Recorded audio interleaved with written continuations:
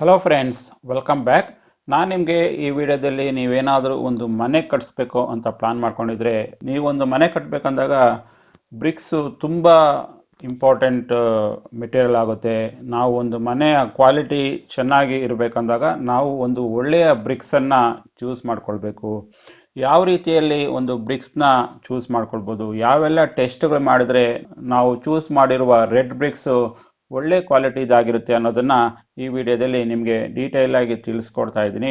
ಮೊದಲನೇ ಟೆಸ್ಟ್ ನೀವೇನು ಮಾಡಬೇಕು, ನೀವು ಯಾವುದೇ ಒಂದು ರೆಡ್ ಬ್ರಿಕ್ಸು ಇಲ್ಲಾಂದರೆ ಕೆಂಪು ಇಟ್ಟಿಗೆ ನೀವು ಬೈ ಮಾಡೋದು ಮೊದಲು ಕ್ಲಾಪ್ ಪರೀಕ್ಷೆ ಮಾಡಬೇಕಾಗುತ್ತೆ. ಇಲ್ಲಾಂದರೆ ಇದು ಕ್ಲಾಪ್ ಟೆಸ್ಟ್ ಅಂತಾರೆ. ಇಲ್ಲೇನಂದರೆ ಎರಡು ಇಟ್ಟಿಗೆ ತಗೊಂಡು ಒಂದಕ್ಕೊಂದು ಕ್ಲಾಪ್ ಮಾಡೋದು. ಒಂದು ಎರಡು ಕೈ ಇಟ್ಕೊಂಡು ಹೇಗೆ ನಾವು ಕ್ಲಾಪ್ ಮಾಡ್ತೀವೋ, ಚಪ್ಪಾಳೆ ಯಾವ ರೀತಿ ಹೊಡಿತೀವೋ ಅದೇ ರೀತಿಯಲ್ಲಿ ಎರಡು ಇಟ್ಟಿಗೆ ತಗೊಂಡು ನಾವು ಕ್ಲಾಪ್ ಮಾಡಿದಾಗ ಆಗ ನಮಗೇನು ಬರಬೇಕು, ಒಳ್ಳೆ ರೀತಿಯ ಮೆಟಲ್ ಸೌಂಡು. ಎರಡು ಕಬ್ಬಿಣದ ರಾಡ್ಗಳು ತಗೊಂಡು ಹೊಡೆದಾಗ ಹೆಂಗೆ ಟನ್ ಟನ್ ಅಂತ ಸೌಂಡ್ ಬರುತ್ತೋ ಅದೇ ರೀತಿಯಲ್ಲಿ ಎರಡು ಇಟ್ಟಿಗೆಗಳನ್ನ ಹೊಡೆದಾಗ ನಮಗೆ ಟನ್ ಟನ್ ಅಂತ ಸೌಂಡ್ ಬರಬೇಕು.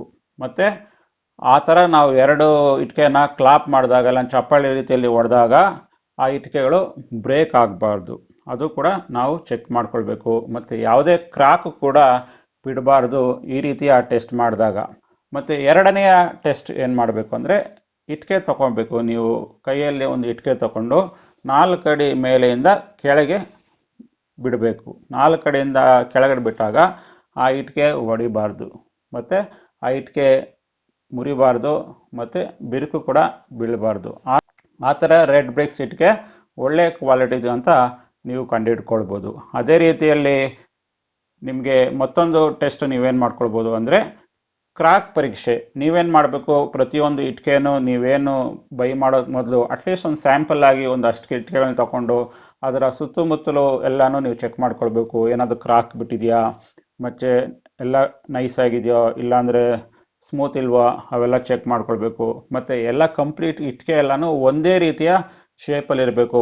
ಒಂದು 10 ಇಟ್ಟಿಗೆ ತೊಗೊಂಡಾಗ 10 ಇಟ್ಟಿಗೆನೂ ಒಂದೇ ಥರ ಶೇಪ್ ಇರಬೇಕು. ಯಾಕಂದ್ರೆ ಮನೆ ಕಟ್ಟೋ ರೀತಿಯಲ್ಲಿ ನೀವು ಜೋಡಿಸಿದಾಗ ನಿಮಗೆ ಸಾಕಷ್ಟು ರೀತಿ ಗ್ಯಾಪ್ ಬರೋದು ಇವೆಲ್ಲ ಆದಾಗ ಆ ಥರ ಇಟ್ಟಿಗೆಗಳಿಗೆ ನಿಮಗೆ ಸಾಕಷ್ಟು ಸಿಮೆಂಟ್ ತಿನ್ನುತ್ತೆ. ಆದ್ದರಿಂದ ನೀವು ಪ್ರತಿಯೊಂದನ್ನು ಇಟ್ಟಿಗೆ ಜೋಡಿಸಿದಾಗ ನಿಮಗೆ ಕ್ಲಿಯರ್ ಆಗಿ ಯಾವುದೇ ಗ್ಯಾಪ್ಸ್ ಇಲ್ದಿರ ಎಲ್ಲ ಯೂನಿಫಾರ್ಮ್ ಆಗಿ ಪ್ರತಿಯೊಂದು ಇಟ್ಟಿಗೆಗಳು ಯೂನಿಫಾರ್ಮ್ ಇದ್ದಾಗ ಮಾತ್ರ ಆ ಥರ ಇಟ್ಟಿಗೆಗಳನ್ನ ನೀವು ಬೈ ಮಾಡೋದು ತುಂಬ ಸೂಕ್ತ. ಅದೇ ರೀತಿಯಲ್ಲಿ 4ನೆಯ ಟೆಸ್ಟ್ ನೀವೇನು ಮಾಡ್ಬೋದು ಅಂದರೆ ವಾಟರ್ ಟೆಸ್ಟ್. ವಾಟರ್ ಟೆಸ್ಟ್ ಅಂದಿದ ತಕ್ಷಣ ನೀವೇನು ಮಾಡಬೇಕು, ಒಂದು ಇಟ್ಟಿಗೆ ತಗೊಂಡು ಇಟ್ಟಿಗೆನ ತೂಕ ಟೆಸ್ಟ್ ಮಾಡಿಬಿಟ್ಟು ಆ ಇಟ್ಟಿಗೆನ ಒಂದು ಟಂಬ್ಲರಲ್ಲಿ ತಂದು ಇಡಬೇಕು. ಸುಮಾರು 1 ದಿನನೋ 2 ದಿನನೋ ಆ ಥರ ಇಡಿ.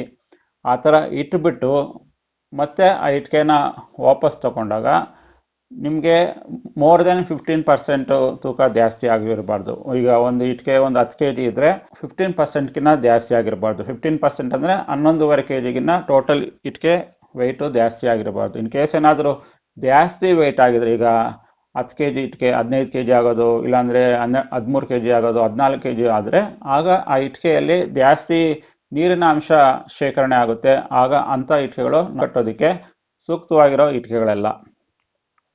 ಆದ್ದರಿಂದ ನಾವು ಈ ಥರ ವಾಟರ್ ಟೆಸ್ಟ್ ಮಾಡಿದಾಗ ನಮಗೆ ಕ್ಲಿಯರ್ ಆಗಿ ಕ್ಲಾರಿಟಿ ಗೊತ್ತಾಗುತ್ತೆ, ಇದು ಒಳ್ಳೆ ರೀತಿಯ ಇಟ್ಟಿಗೆನ ಇಲ್ಲ ಅಂದರೆ ಕೆಟ್ಟ ರೀತಿಯ ಇಟ್ಟಿಗೆನ ಅಂತ ನಿಮಗೆ ಕ್ಲಿಯರಾಗಿ ಗೊತ್ತಾಗುತ್ತೆ.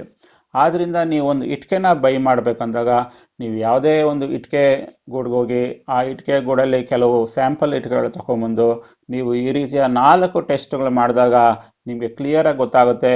ನೀವು ಅಲ್ಲಿ ಹೋಗಿ ಇಟ್ಟಿಗೆ ನೀವು ಬೈ ಮಾಡ್ಬೋದೋ ಇಲ್ವೋ ಬೇಡವೋ ಅಂತ ನಿಮಗೆ ಕ್ಲಿಯರಾಗಿ ಈ ಸೈಂಟಿಫಿಕ್ ಮೆಥಡಲ್ಲಿ ನೀವು ಟೆಸ್ಟ್ ಮಾಡಿದಾಗ ನಿಮಗೆ ಕ್ಲಿಯರಾಗಿ ಅರ್ಥ ಆಗುತ್ತೆ.